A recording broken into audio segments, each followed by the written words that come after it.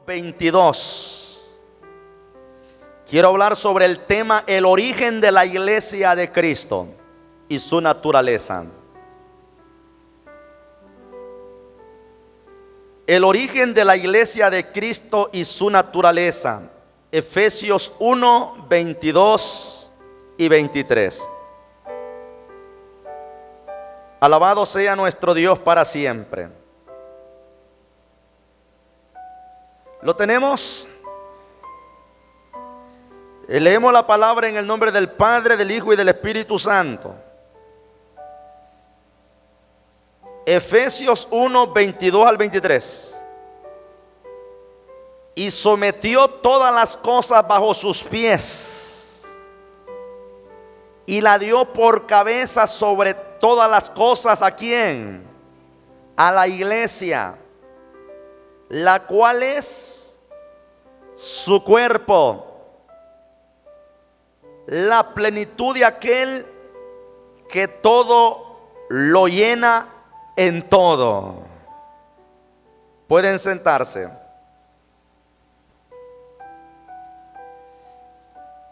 Estimados hermanos y apreciables amigos que nos están viendo, escuchando a través también de la radio.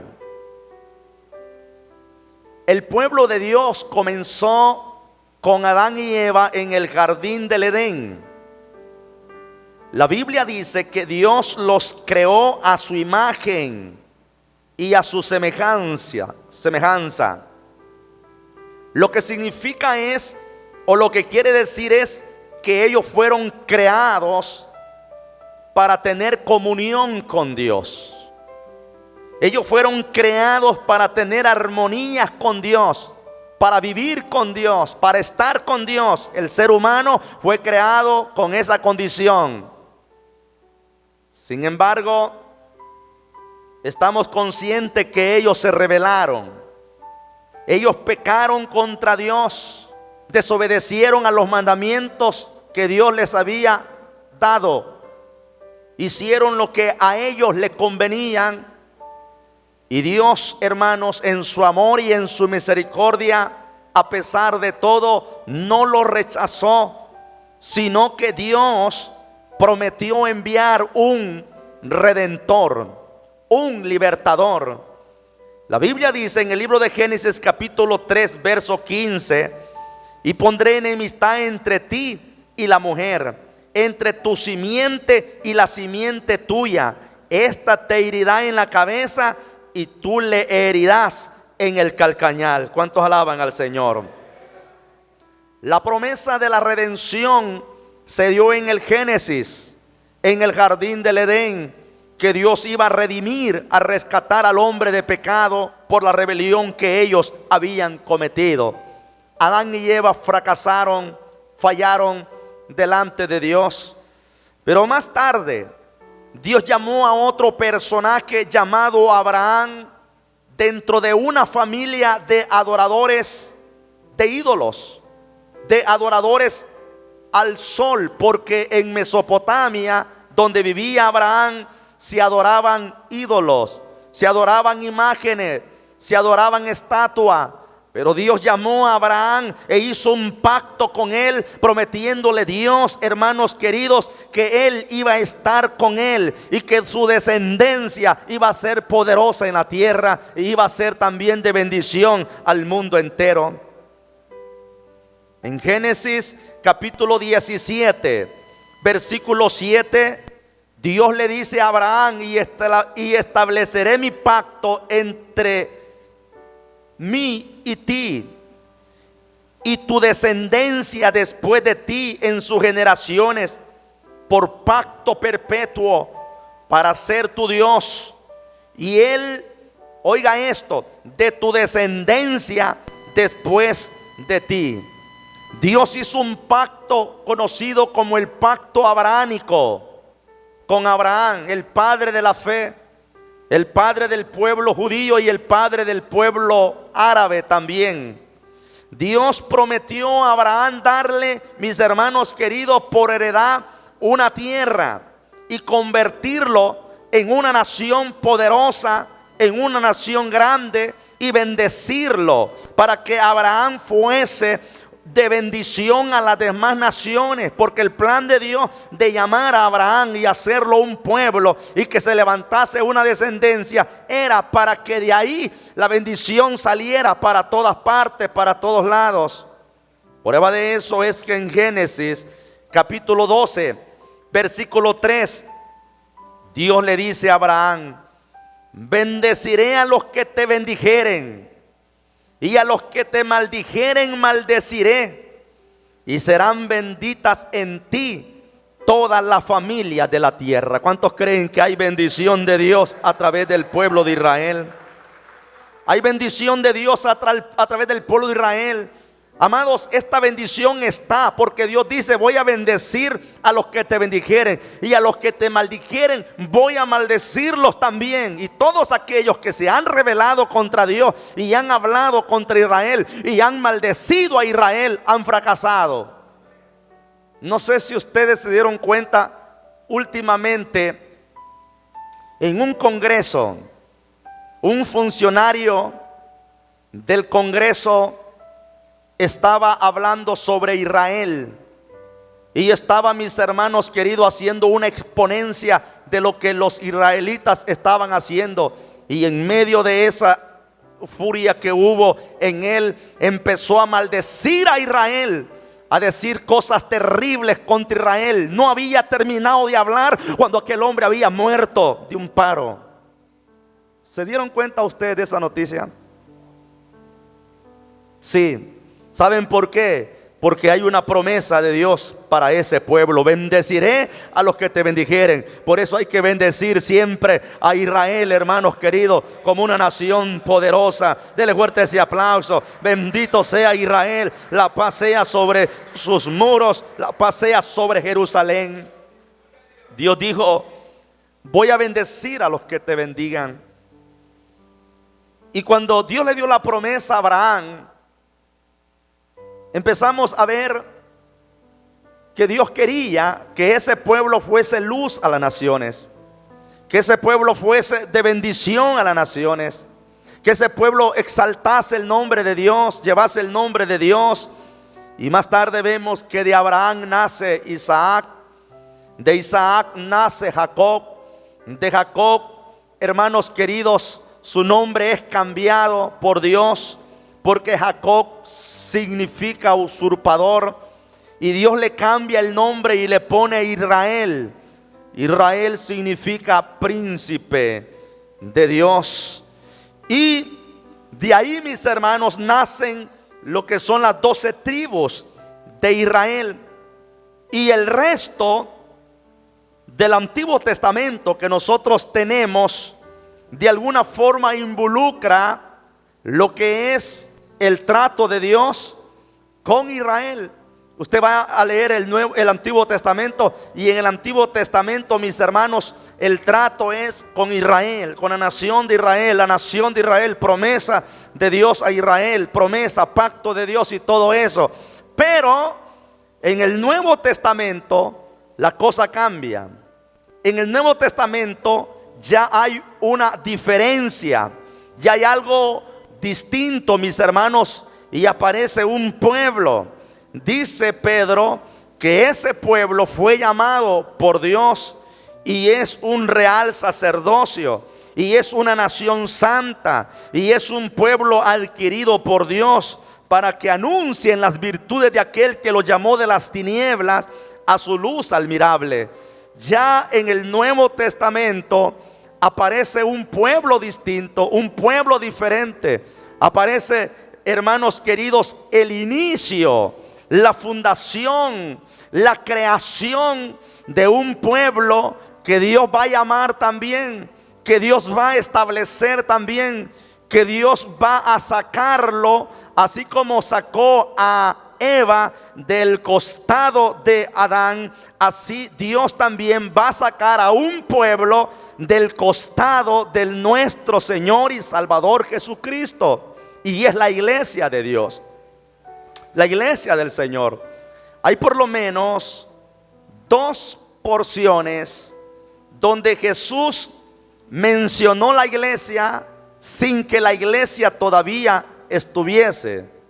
La primera mención aparece en San Mateo capítulo 16, versículo 18, cuando Pedro pronuncia la gran verdad de quién es Jesús.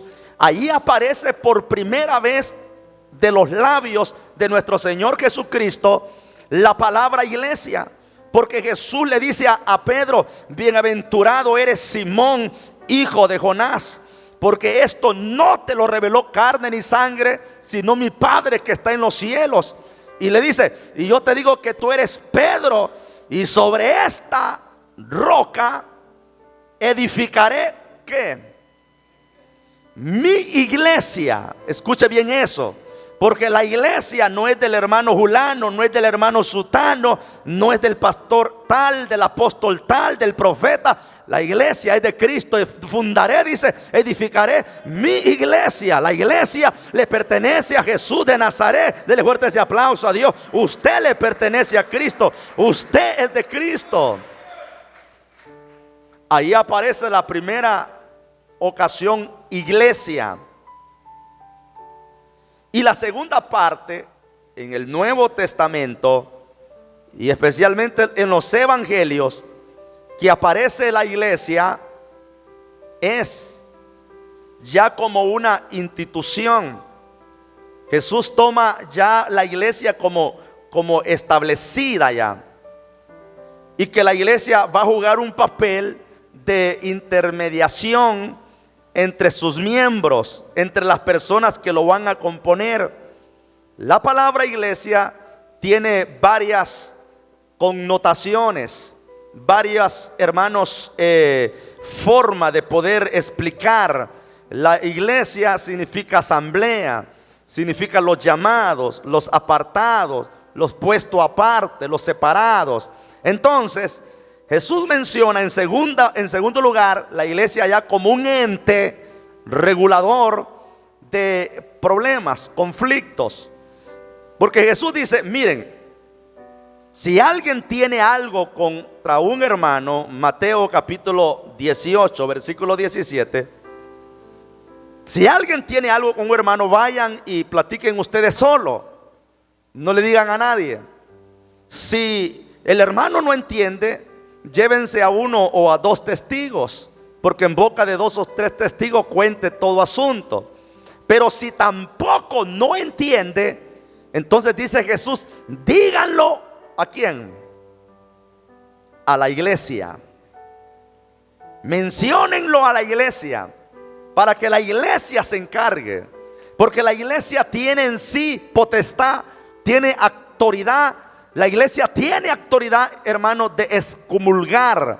La iglesia tiene autoridad de restaurar. La iglesia tiene autoridad en sí, mis hermanos queridos, de hacer los procesos que Cristo quiere que se haga. Entonces, la iglesia tiene su fundación en Cristo Jesús, en el Señor Jesucristo. Y así, mis hermanos, como dije, que Eva nació del costado de Adán un día, cuando Cristo estaba muriendo, dice que un soldado traspasó su costado y del costado salió sangre y agua, y de ese costado nace la iglesia preciosa que ha sido comprada con la sangre del Cordero, Hijo de Dios, a su nombre. Y empieza la iglesia su nacimiento en el día del Pentecostés, bajo el fuego del Espíritu Santo de Dios. Ahí, hermanos queridos, se convierte ya aquello visible, o aquello invisible, perdón, empieza a ser visible ya en el aposento alto, en la venida del Espíritu Santo. Se cree que ahí empieza la fundación de la iglesia. En el año posiblemente 33 después de Cristo, la iglesia nace en Jerusalén. La iglesia se funda en Jerusalén. Y quien respalda y sella, hermanos, ese grupo de personas es el Espíritu Santo. Porque quien le da las garantías a un grupo, a una persona, para que digan que son de Dios, no es una institución, no es un hombre, no es un gobierno. Se llama Jesús de Nazaret, a través del Espíritu Santo, quien hace que ese pueblo sea un pueblo diferente. Ahora, una vez la iglesia fundada, establecida, la iglesia creada, la iglesia, ya mis hermanos, ahí miremos algunas características de esa iglesia. Yo he escuchado por ahí algunos debates: ¿cuál es la iglesia verdadera? ¿En qué se caracteriza la iglesia verdadera? ¿Cuáles son las cosas? Y empiezan muchos a tener su punto de vista.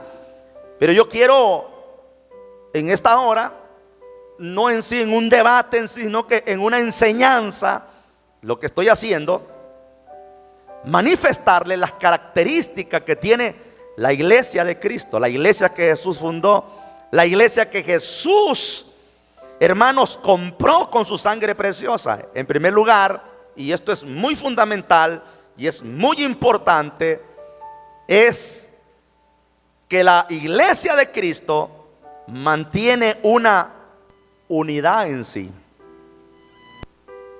Esta es una cualidad de la iglesia de Cristo. Alguien, hermanos, puede contrarrestar esto, y muchos nos atacan de esta forma. ¿Cómo es que ustedes dicen que son la iglesia del Señor? ¿Y por qué hay tantas congregaciones? ¿Y por qué hay tantas iglesias? ¿Y por qué hay tantos grupos? Y están Asamblea de Dios, Bautista, están metodistas, están estos apóstoles, profetas. ¿Por qué ustedes dicen que son la iglesia de Cristo y ni ustedes mismos se llevan? Porque ustedes están desunidos, ustedes están en una situación tremenda, no se llevan con esto, no se llevan con esto otro, no se llevan con esto otro. Entonces, ¿cómo es que son la iglesia de Cristo? Y aparece por ahí un grupo y dice: nosotros somos la iglesia de Cristo, porque nosotros sí somos uno, nosotros somos única. La iglesia católica es una, es única en todas partes, y usted va a ver que son una en todas partes. Bueno, usted puede engañar a quien quiera. Si alguien me está oyendo por ahí y es religioso y ha escuchado eso de alguien, pues puede que le crean otros. Pero déjeme decirle que en lo personal, yo sé que dentro de la iglesia católica hay grupos que están también, mis hermanos queridos, en diferentes líneas. Y el último grupo que se levantó fuertemente de la iglesia católica fue la Renovación Carismática. Y lo saben bien muchos. Y últimamente en este tiempo se están levantando otros paladines dentro de la misma iglesia católica que están por allá en otro lado. Entonces, ¿cómo me va a decir usted que están en la misma concordancia? Solo porque tienen una diócesis por aquí y otras por allá, pero están también quebrados. Entonces, ¿cómo vamos a definir la iglesia de Cristo? Miren, hermanos queridos, aquí es donde vamos nosotros a un paso muy importante, porque quien define la unidad no son los templos, no son las casas, no son los rótulos que está teniendo uno con el otro. Quien define la unidad es la doctrina que uno recibe de nuestro Señor Jesucristo, la enseñanza. Y todo aquel que recibe a Cristo como su Señor y Salvador personal tiene unidad. ¿Cuántos alaban al Señor? Yo no tengo problema que sea bautista, que sea no sé cuánto, que sea acá. Si esa persona ha recibido a Cristo y se está guardando para Dios y vive para Dios, que Dios le bendiga, que siga adelante. Y si nos mantenemos fieles, allá nos vemos en el cielo. ¿Cuántos alaban al Señor? Eso pienso yo. Pero si él piensa diferente y dice: bueno, usted no es fácil que llegue al cielo, pues allá vamos a ver qué tal. Porque una de las características de la iglesia de Cristo es que hay unidad. Y cuando hablo de unidad no hablo de costumbres. Cuando hablo de unidad no hablo de normas. ¿En qué sentido? Normas, costumbres, tradiciones, porque eso es lo que muchas iglesias están llenas de normas, de costumbres, de tradiciones, de enseñanzas, como dicen, humanas, de hombre. ¿Por qué apóstoles y profetas usan las hermanas velo en la cabeza? O le pueden llamar también atavío, le pueden llamar cubierto, que es la palabra más correcta, cubierto. Porque el velo es muy diferente, es muy distinto. ¿Por qué apóstol y profeta es así? ¿Por qué asamblea no es así? ¿Por qué bautista no es así? ¿Será que nosotros estamos mejores que ellos porque ellos no hacen caso a esta enseñanza? No es así. Por eso vuelvo a repetir, nuestras normas y nuestras costumbres son diferentes muchas veces a las de los otros hermanos. Y aquí es donde hay que tener lo que se llama sabiduría, conocimiento y también de alguna forma tener, mis hermanos, respeto. Porque si el hermano aquel quiere andar así, es cuestión de él.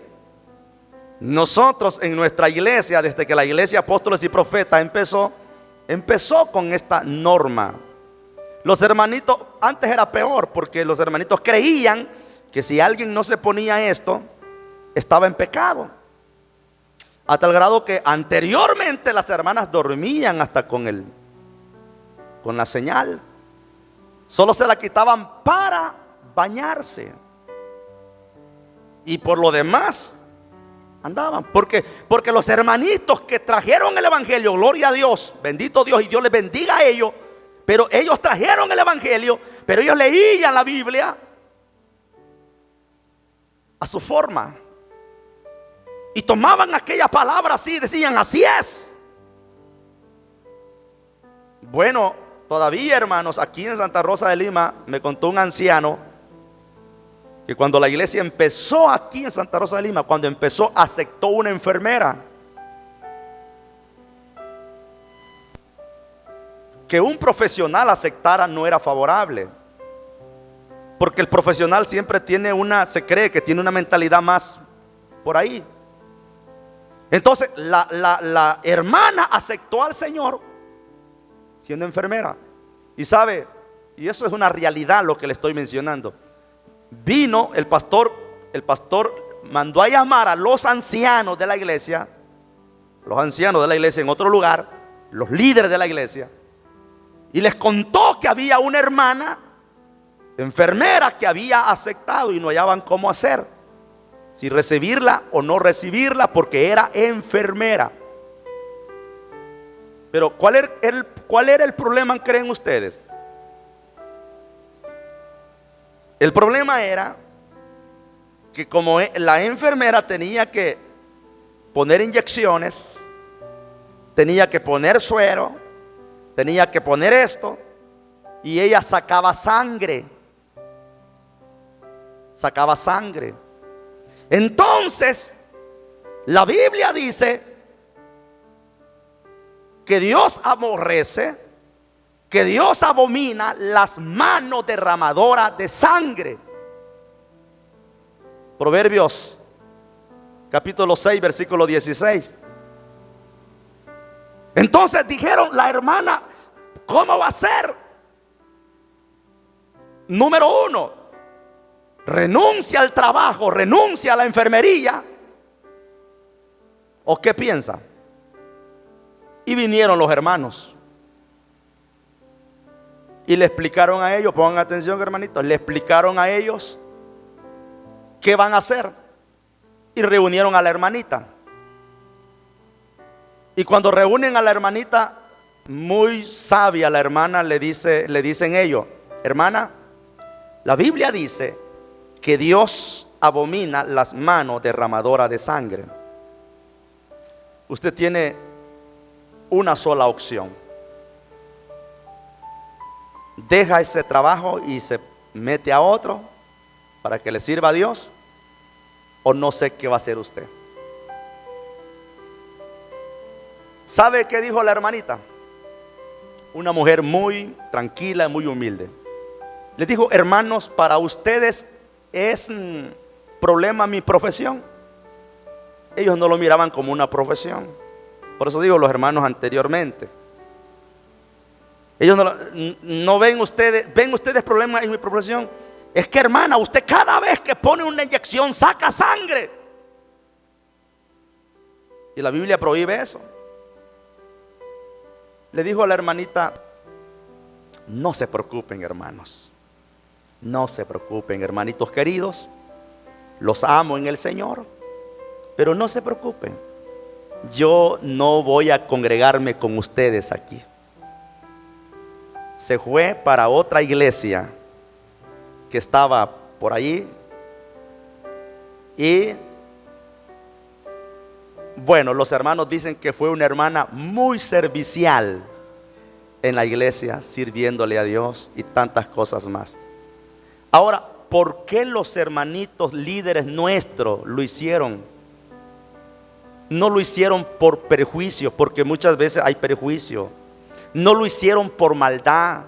No lo hicieron porque no querían que ella estuviese ahí. ¿Sabe por qué lo hicieron? Por conocimiento. Por falta de conocimiento. Por eso la Biblia dice: mi pueblo fracasó por falta de conocimiento. Amados hermanos queridos, en esta hermosa hora usted puede ver tanta gente, una por un lado, por otro lado, y que soy cristiano y que no sé cuánto. Usted siga viendo a Cristo, prepárese, límpiese, viva para Dios, deje que los demás hagan lo que quieran, pero usted trabaje su vida primero. Trabaje su corazón, trabaje su ser. Deje, como dijo Jesús, dejad que los muertos entierren a sus muertos. Viva usted el evangelio, viva la palabra de Dios, viva las escrituras. Los otros van a dar cuenta. Y si para otros usted no es nada, lo importante es que usted sepa cómo está delante de Dios. Porque hay gente que para ellos nosotros no somos nada. Hay gente que creen que solo porque fulano sube aquí, mengano sube así, y todo eso, y con todo pastor se van a ir al infierno, porque esa es una iglesia pagana, mundana. Deje lo que hable y digan lo que quiera, pero usted sabe a quién estamos adorando en este lugar: al Cristo de la gloria, al que nos compró con su sangre. Aleluya. Ahora, cuando hablamos de unidad, no estamos hablando, mis hermanos, de ecumenismo, que nos vamos a meter donde quiera, que usted va a andar donde quiera. No estoy de acuerdo con los hermanos que andan saltando de un lugar para otro lugar. No estoy de acuerdo de aquellos que van para todas partes. No, hay que fijarse, hay que alinearse la doctrina. Hay que ver cómo están grupos que se han, hermanos, completamente han mutilado el cuerpo de Cristo. Intereses que ministros se han llevado, y cuáles son sus intenciones, y usted va a respaldar eso. Ahí hay que tener sabiduría. La iglesia de Cristo es unida. El deseo de unidad fue expresado por Jesús en la preciosa oración del Padre Celestial de San Juan capítulo 17 versículo 21. ¿Sabe qué dijo Jesús? ¿Sabe cuál es el deseo de Jesús?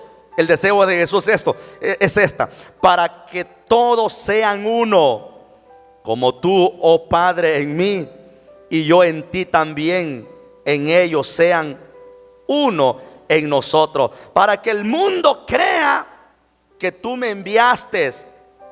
Jesús oró pidiendo unidad entre los creyentes, basándose en la unidad de los creyentes con Él y el Padre. Unidad entre los creyentes. Amados, nosotros estamos en esta trinchera acá. Ese lugar que a nosotros nos han dado, ese lugar que Dios nos ha dado. Como apóstoles y profetas hay más de 400 iglesias apóstoles y profetas, pero nosotros pertenecemos a esta localidad. En nuestra ciudad tenemos 3 iglesias apóstoles y profetas. Allá, por allá está la otra. Pero este es el lugar que a nosotros nos han dado.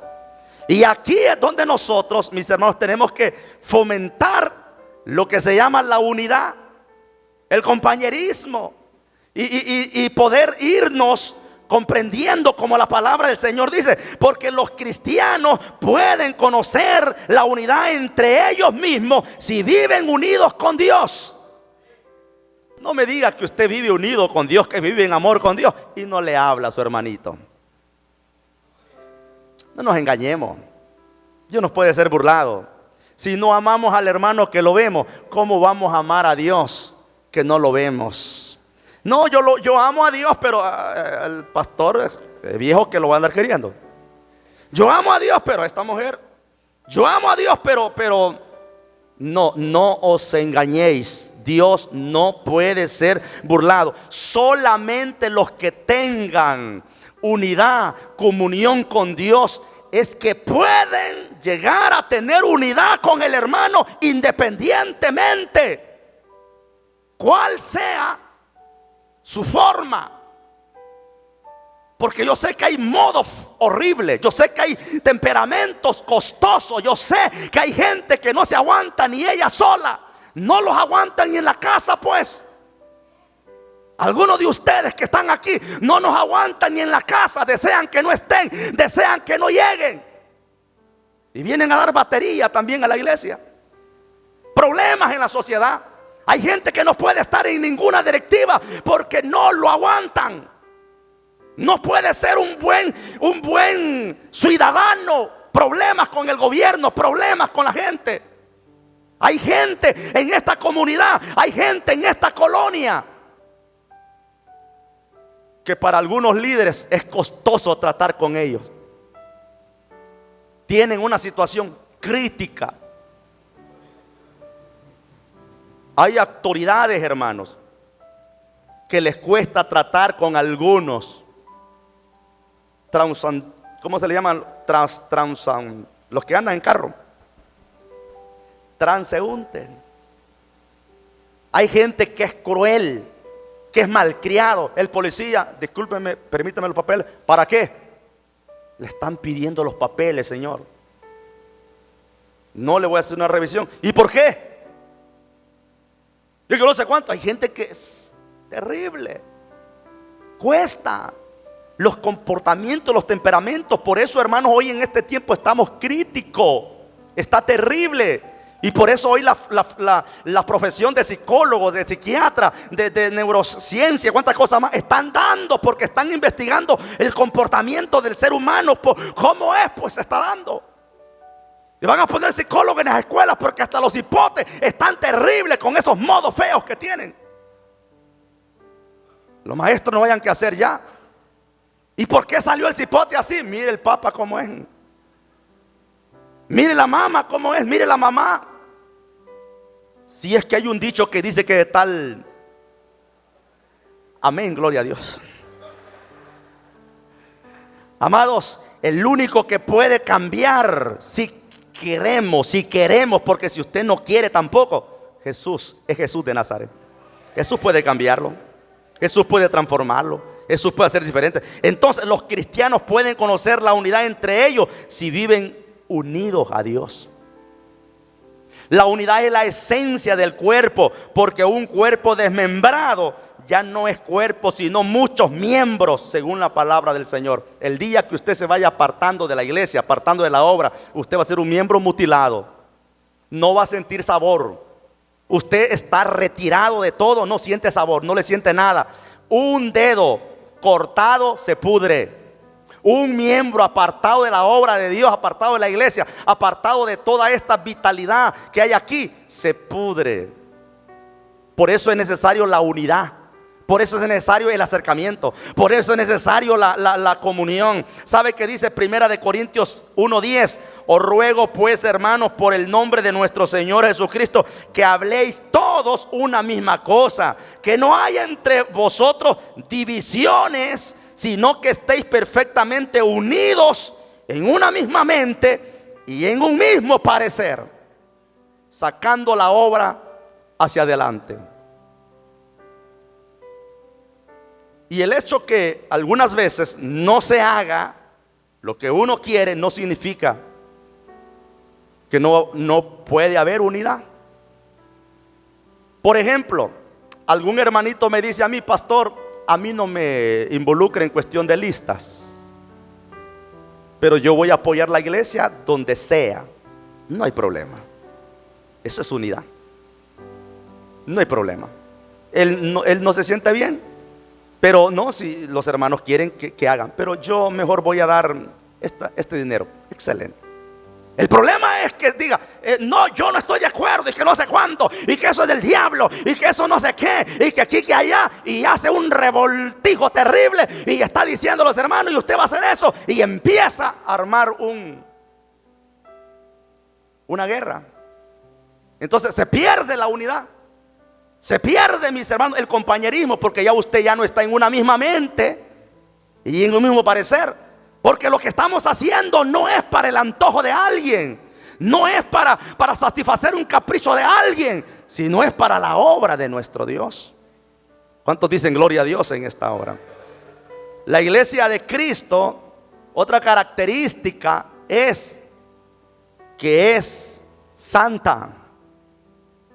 Amén. La iglesia de Cristo, otra característica es santa, limpia, sin mancha y sin arruga. Esa es otra característica de la iglesia de Cristo. Somos llamados a ser santos de Dios. Somos llamados a ser santos. Dios nos ha hecho llegar una invitación para que seamos ciudadanos de su reino. Dios nos ha dicho: mira, hijo, aquí está el boleto, aquí está el pago, ya lo hice. Para que tú entres a este lugar que yo tengo aquí, tienes que estar limpio con la sangre del Cordero, Hijo de Dios. Tienes que estar limpio, tienes que estar purificado. Porque a esta ciudad donde vas a entrar no es a cualquier ciudad, es una ciudad limpia, donde cosa inmunda no va a entrar, dice la palabra. ¿Cuántos alaban a Dios en esta hora? Solo los santos, los santificados por la palabra de Dios. Y aquí no está hablando de apariencia, porque hay gente que por fuera se ven santos, por fuera se ven lindos, por fuera se ven impecables. Hay un grupo de hombres, hermanos, ahí en unos países, que ellos deducen bastante que la santidad, y se ponen grandes trajes, y las esposas también las andan así en esa línea, y sus faldas largas, y barren, si es posible, el piso. Hermanos, si se tratara de cuestión así, pienso que toda esa línea de monjas que están en la iglesia fueran las primeras que van a entrar al reino de los cielos. Porque esa gente, usted sabe cómo visten, usted sabe cómo andan. Ninguna de las que está aquí le llegan ni a los tobillos. Si hablamos de esa área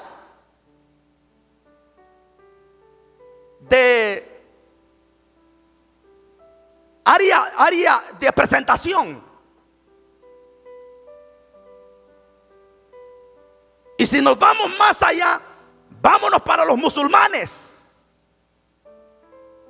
¿Cómo andan los musulmanes? A tal grado que ni la cara enseñan esas mujeres, solo los ojos.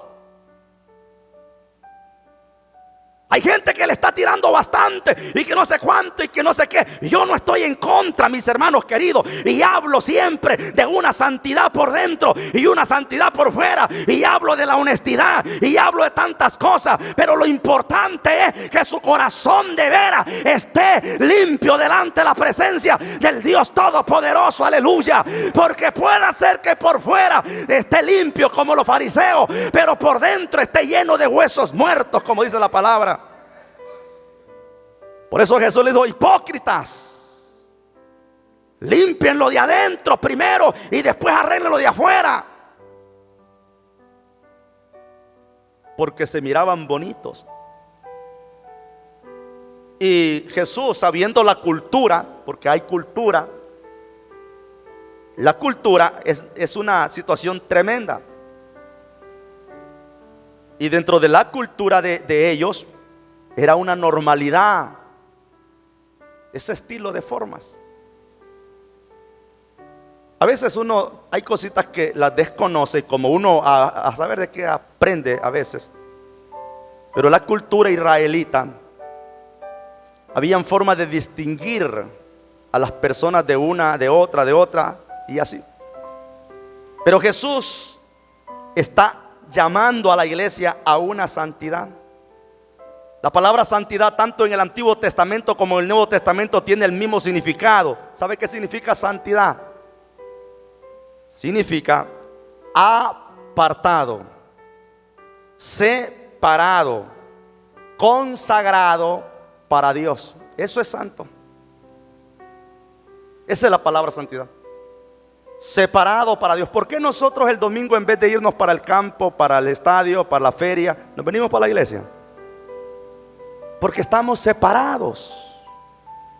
Ya nosotros, nuestra diversión ya no es lo que antes hacíamos. Nuestra diversión ya hoy es distinto. Nos vamos para la casa, vamos a visitar a algún familiar, vamos a un trabajo y de ahí a la iglesia, y vamos a los cultos y sabemos que tenemos que orar, sabemos que tenemos que congregarnos, sabemos esto. ¿Y por qué ya no vamos donde íbamos antes? Porque estamos separados. Y por eso nos llaman hermanos separados, y tienen mucha razón. Porque no podemos, hermanos, nosotros comer de la mesa de Beliat, de la mesa de los demonios y de la mesa del Señor. No podemos. Y por eso hay que tener mucho cuidado, hermanitos queridos, en este tiempo. Mucho cuidado. ¿En qué sentido?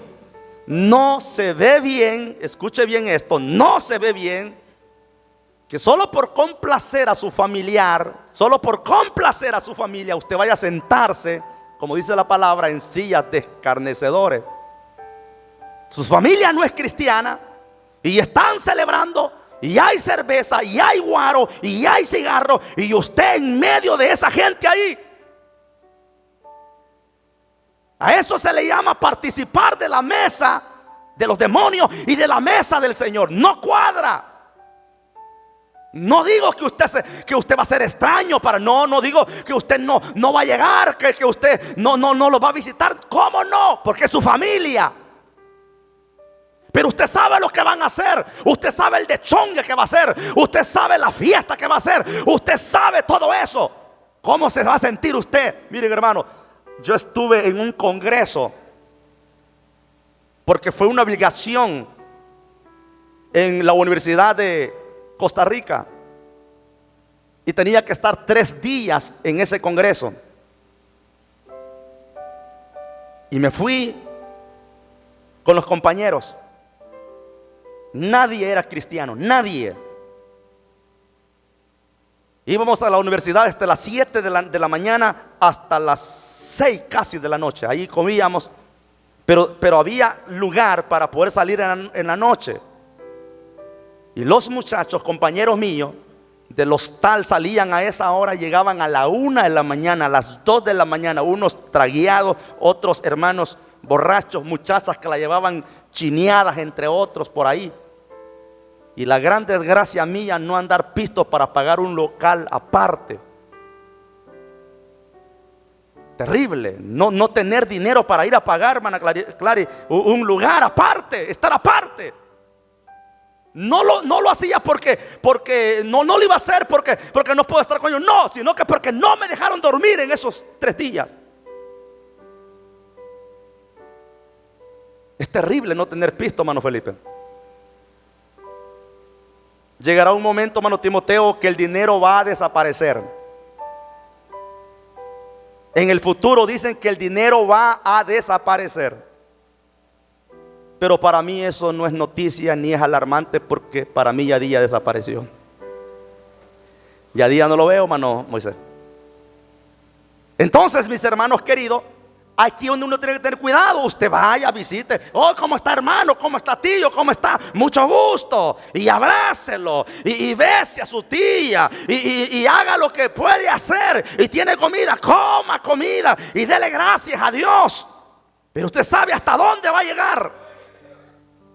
Cuando usted sienta que las cosas ya empiezan a destapar las birrias, las cervezas, y empieza, oh, Dios les bendiga a todos, que los guarde, y yo me voy para el culto que va a estar el 29 en la iglesia. ¿Cuántos alaban la gloria de Dios en esta hora? Es que el cristiano es diferente, es distinto.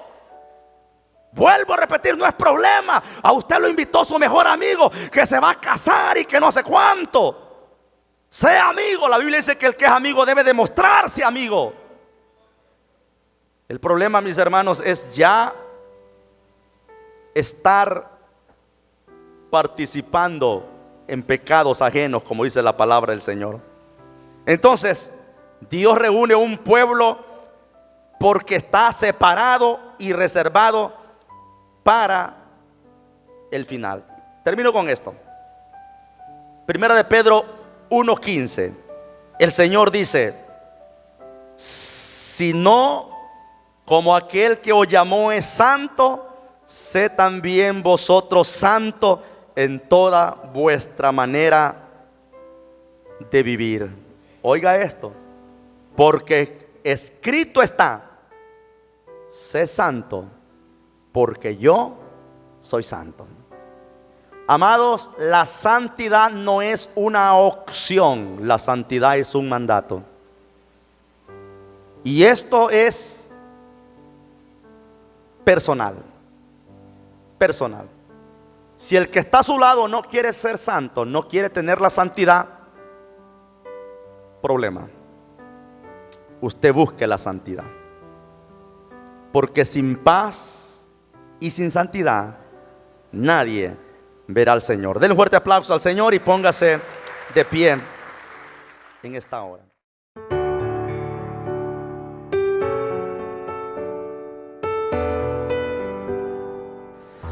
¿Has escuchado la palabra de nuestro Dios? Te invito a que recibas al Señor en tu corazón. Repite conmigo la siguiente oración.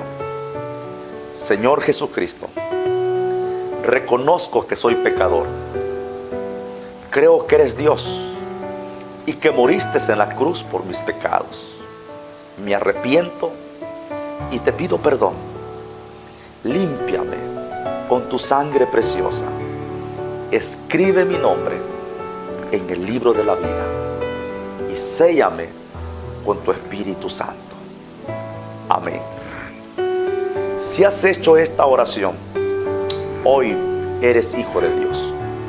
La palabra del Señor dice en San Juan capítulo 1 versículo 12: mas a todos los que le recibieron, a los que creen en su nombre, les dio potestad de ser hechos hijos de Dios. También las Escrituras dice en Romanos capítulo 10 versículo 9 que si confesares con tu boca que Jesús es el Señor y creyeres en tu corazón que Dios le levantó a los muertos, serás salvo. Porque con el corazón se cree para justicia, mas con la boca se confiesa para salvación y vida eterna. Te invito a que te congregues en alguna iglesia cristocéntrica o visítanos a nuestra iglesia. Iglesia Evangélica Apóstoles y Profetas del Salvador en Colonia Treminio. Te esperamos. Dios te bendiga.